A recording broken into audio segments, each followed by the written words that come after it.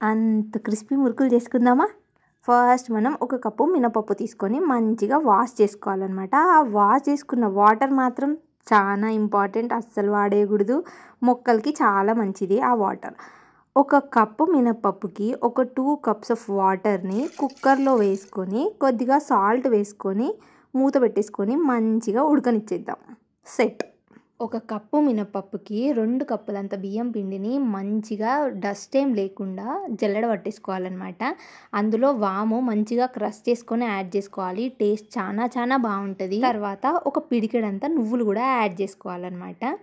And మన టేస్ట్కి సరిపోయేంత సాల్ట్ కూడా. నేను ఎప్పుడు వంట చేసినా అట్లా డ్యాన్స్ చేసుకుంటా ఎంజాయ్ చేసుకుంటా చేస్తాను అనమాట. సో దట్ నాకు అలసట తెలియకుండా ఉండడానికి. ఇందులో ఒక 2 స్పూన్స్ ఆఫ్ గరం ఆయిల్ కూడా వేసుకోవాలన్నమాట. వేసుకొని మంచిగా మిక్స్ చేసుకోవాలి. పిండిని ఇట్లా పట్టుకుంటే ఇట్లా విడిపోవాలన్నమాట. అట్లా మిక్స్ చేసుకోవాలి. ఈ లోపల పప్పు కూడా మంచిగా ఉడికిపోయి ఉంటుంది. దాన్ని మంచిగా స్మాష్ చేసుకోవాలి. స్మాషర్తో స్మాష్ చేసుకున్నా ఓకే.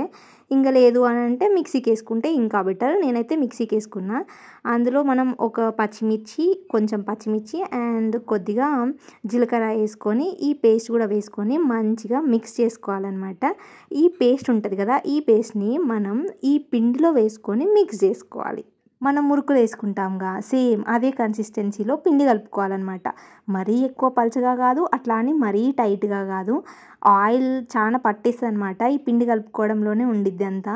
ఇట్లా చేయితో టచ్ చేస్తే ఇట్లా లోపలికి వెళ్ళాలి. అట్లా విడిపోతే ఇట్లా కలుపుకున్న పిండిని 10 నిమిషాలు పక్కన పెట్టేసుకుందాం మూత పెట్టేసి.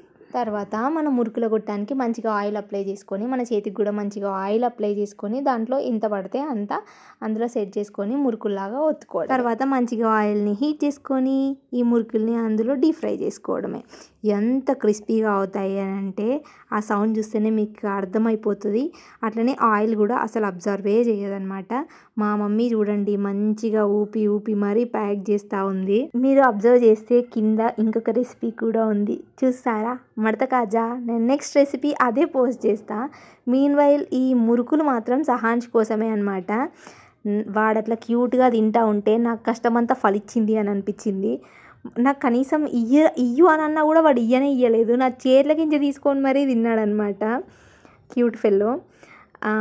ఇది చాలా ఈజీ రెసిపీ అనమాట. మనం అంతగా ఎఫర్ట్స్ పెట్టాల్సిన పని కూడా లేదు. చాలా క్విక్గా కూడా అయిపోతుంది. ఇంట్లో పిల్లలకు చేసి పెడితే వాళ్ళు కూడా చాలా ఎంజాయ్ చేస్తారు. ఎంతసేపు అని బయట ఫుడ్ తింటారు వాళ్ళు కూడా కదా. ఇట్లాంటి స్నాక్స్ అయితే వాళ్ళు కూడా చాలా బాగా ఎంజాయ్ చేస్తారనమాట. ఇంతకీ ఈ వీడియో నచ్చిందా? నచ్చితే లైక్ చేయండి. అలాగే ఈ రెసిపీ కూడా ట్రై చేయండి అండ్ సబ్స్క్రైబ్ చేసుకోండి. ఉంటా మరి, టాటా బాయ్.